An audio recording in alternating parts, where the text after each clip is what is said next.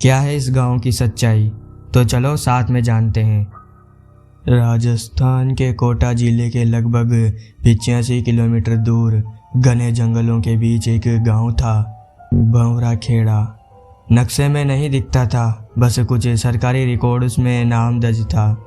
लोगों ने वहां जाना बंद कर दिया था क्योंकि वो मानते थे कि उस गांव में नींद लेना मौत को बुलावा देना है।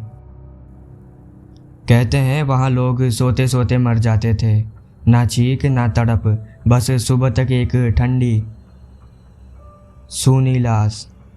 और सबसे अजीब बात, मरने वाले के चेहरे पर एक हल्की सी मुस्कान होती थी, जैसे कोई बहुत अच्छा सपना देख रहा हो।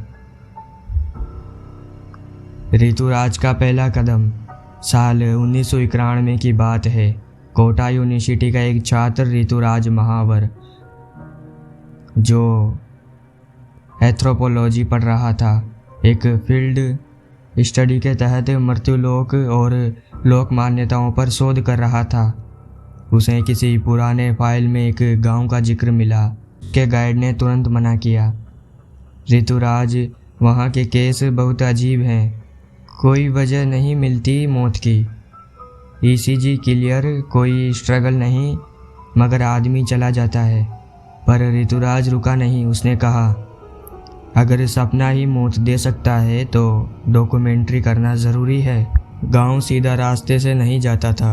ऋतुराज ने पास के कस्बे छपड़ा से एक पुराना जीप ड्राइवर किया, भैरव सिंह। रास्ते में भैरव ने उसे साफ कहा, मैं तुझे गांव के बाहर छोड़ दूंगा, अंदर जाने का नहीं। वहाँ जो सो गया वो फिर नहीं जागा। कई बार कोशिश हुई, गांव वालों को हटाया गया, फिर भी 4 महीने में कोई ना कोई मरता ही है। ऋतुराज हंसा, भूत प्रेत नहीं होते भैरव जी, कुछ तो साइकोलॉजी है। भैरव चुप हो गया, लेकिन जाते जाते उसने बस एक बात कही, तेरे सपनों में कुछ अजीब आए तो डर मत, आंख मत खोलना, देखना ही मत। गांव में घुसते ही ऋतुराज को लगा जैसे उसने कोई टाइम जोन पार किया हो। पुराने पत्थर के मकान, टूटी छतें और हर दीवार पर लाल मिट्टी से कुछ चित्र बने हुए थे, आधे इंसान आधे जानवर जैसे। शांति नहीं थी वहाँ, बल्कि एक बेहद पुरानी चुप्पी थी, जैसे जमीन खुद सांस रोके बैठी हो। एक बुजुर्ग मिले, बुधाराम। उनसे बात की तो धीरे धीरे राज खुलने लगे। पहले सब ठीक था साहब, पर फिर सपनों में लोग बोलने लगे। एक एक कर सबको सपनों में बुलावा आया और उसने वो सपना देखा। अगली सुबह वो नहीं रहा। वो बोलते थे, आजा, हमारा इंतज़ार है, तू भी आ। ऋतुराज ने पूछा, कौन बुलाता है? बुधाराम ने सिर झुका लिया, पता नहीं, कोई जो नींद में रहता है पर मरा नहीं है। गांव में एक खाली घर में ऋतुराज ने अपना डेरा जमाया। रात को जब पहली बार वहां सोया, सब कुछ सामान्य था, लेकिन करीब 2:45 पर रात के उसे एक अजीब सी सरसराहट सुनाई दी, जैसे कोई जमीन के अंदर से नाम ले रहा हो, ऋतुराज आजा। वो गांव के उसी मैदान में खड़ा है और सामने एक औरत खड़ी है। उसने सफ़ेद साड़ी पहनी हुई है, लेकिन उसका चेहरा साफ नहीं दिख रहा। औरत ने सिर्फ एक शब्द कहा, देख, और उसकी उंगलियां जमीन की तरफ इशारा कर रही थी। नीचे झांका तो वहां कई लाशें दबी थी और हर लाश की आंख खुली हुई थी, मगर सपने में। ऋतुराज घबरा के उठा। पूरी देह पसीने से भीगी हुई थी, लेकिन कमरा ठंडा था। अगले दिन बुधाराम ने उसे एक पुरानी सी किताब दिखाई, सपन शास्त्र। उसमें गांव के नियम लिखे थे। अगर कोई सपना 3 बार दोहराया जाए तो चौथी बार में मौत निश्चित है। जो सपनों में बुलावा देता है उसका नाम लेना भी मना है। अगर कोई नाम ले ले उसकी जुबान पलट जाती है। ऋतुराज को इस बात पर यकीन नहीं हुआ, पर उसने देखा एक आदमी, लाला राम, जो उसे कुछ बताने वाला था। बात करते करते अचानक चुप हो गया। उसकी जुबान जैसे अकड़ गई हो। उसकी आंखों में डर था और होठ सिर्फ कांप रहे थे। गांव के उत्तर की ओर एक पुराना इलाका था जिसे लोग नाचने वाला वन कहते थे। बुधाराम ने उसे वहां जाने से मना किया। उधर सपनों की शुरुआत होती है।